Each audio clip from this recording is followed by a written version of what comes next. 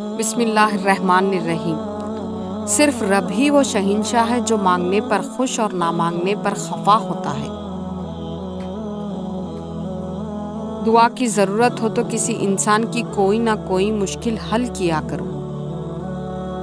اگر یہ طے ہے کہ جو دیا ہے وہ لوٹ کر آئے گا تو کیوں نہ پھر صرف دعائیں ہی دی جائے۔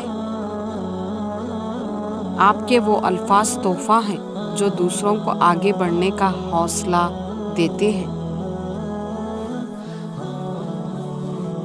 کسی کو اذیت دینے کے بعد بہتر ہوگا کہ تم بھی اپنی باری کا انتظار کرو۔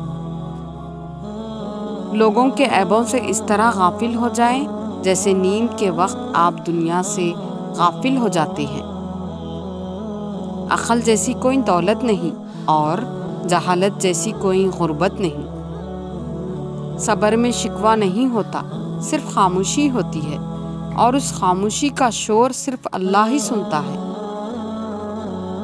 قبر کی تنہائی سے پہلے بھی قدرت ہمیں کئی بار تنہا کرتی ہے تاکہ ہم خالق کے حقیقی تعلق کو سمجھ سکیں۔ مسکرائیں تاکہ مسائل حل ہوں، خاموش رہیں تاکہ مسائل پیدا ہی نہ ہوں۔ زندگی ہلکی پھلکی ہے، بوجھ تو سارا خواہشات کا ہے۔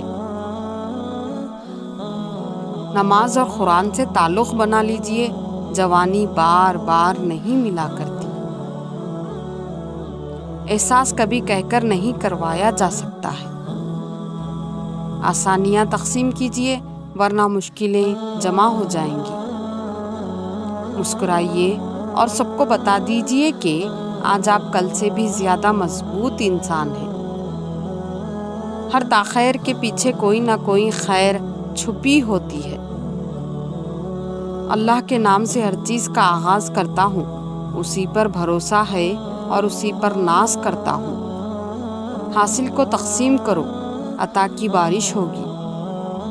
مزاج کے خلاف بات مسکرا کر نظر انداز کر دینا لڑنے سے بہتر ہے۔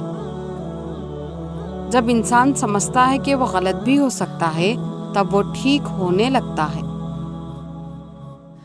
کتنے بے باک ہے جیون سے نمٹنے والے، کاٹ لیتے ہیں شب وہ روز نہ کٹنے والے۔